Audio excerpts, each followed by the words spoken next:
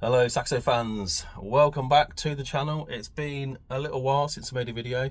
There is a reason for that. We have moved house and it's been the summer holidays with the kids and we've been away and all that kind of stuff, so just loads and loads of distractions. But I have been sort of tinkering away with a few bits and bobs, and I have got some other stuff coming as well, so this hopefully should be a little bit of a flurry of videos coming up for you.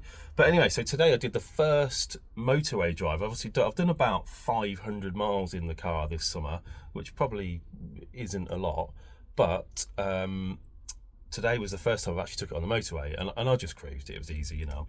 Anyway, the reason for that is because we're here today at Northampton Motorsport.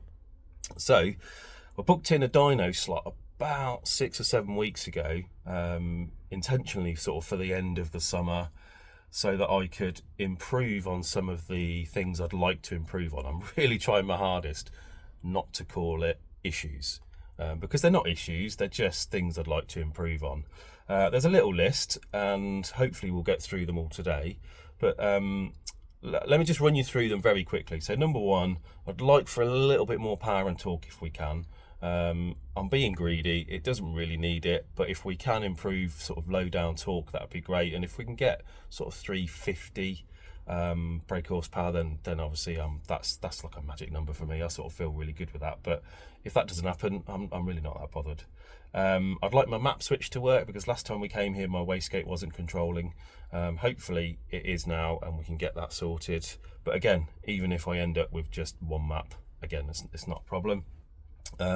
Things like low speed drivability, it's sort of 30 miles an hour, third gear. It is a little bit snatchy, yeah, and it's just a bit awkward to drive at that speed, and you sort of drive around it. But again, like I say, it's not a massive issue, it's just something that I would like to improve on. Fully warm idle, it can be a bit lumpy at times, so I'd like to improve on that and just get it a bit more steady. The cold start and sort of up to about 60 degrees is absolutely on the nose, but above that, I think obviously when maybe it goes into open loop or the cold start compensations come out, maybe it changes some settings or whatever. Obviously I didn't map it, so I don't know what settings are in there. And the other thing that's really strange, the car stalls in reverse. It doesn't do it in any other gear at any other time. It's only in reverse. So literally, as I was reversing into this space just now, you dip the clutch to slow the car, and it will stall, which inevitably means I don't have to turn it off. So it's not a massive problem, but yes, it's not ideal. So hopefully we can sort that out. I think that's about it. So yeah, the next time you'll see me will be on the dyno, and hopefully we can have a good day, and touch wood, no issues.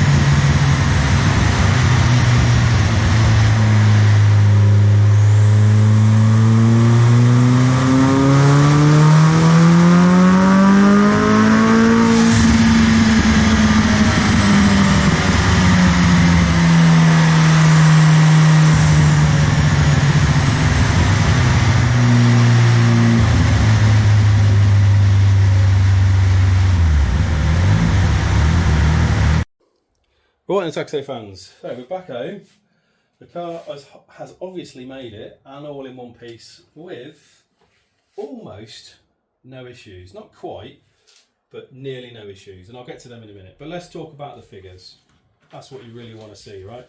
So what I have got here is, just as a reminder, is my old dyno chart. So this is the one from, when did we get it mapped? March, was it? Something like that, end of Feb, March time. So last time it made 333 horsepower, the one in the green, and it made 261 pounds-feet of torque. And don't get me wrong, that was a fast car. You know, it certainly got you down the road. Now, however, obviously I always knew it could do a bit more. And actually I'm really glad I didn't do this straight away, because it's given me a chance to drive the car at a slightly lower power.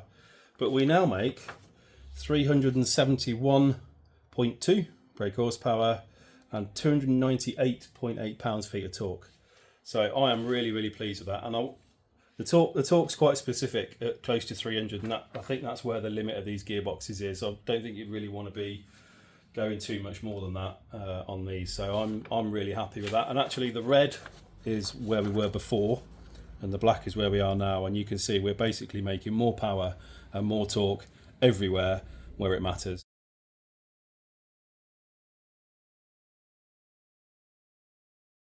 It matters. So I'm really pleased. I think the gap between the lines is 50 horsepower and 50 pounds-foot. So I'm really pleased with what we've got. What that translates onto the road, I have given it a quick blast. It is fast. Yeah, it is a massive difference. The only thing it has done though is really highlight. The torque steer is now a little bit worse again. Obviously you've added even more torque. So that's that. The other thing was we've added the map switches. So I have 3 maps. So position 1 is the full fat, high power. Position 2 is a low power, and I won't show you this because it's basically the same chart, but our position 2 is 240 horsepower. That's basically spring pressure of the wastegate, but more than enough for your normal driving. And then map 3 is the same high power map as map 1, but with a few burbles and pit pops and bangs on the exhaust. I still didn't go very extreme on that.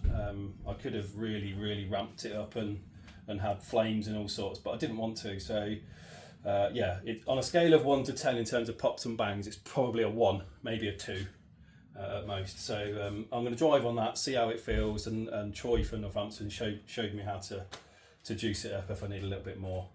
So that's all good. So yeah, I'm really pleased that it's back in one piece.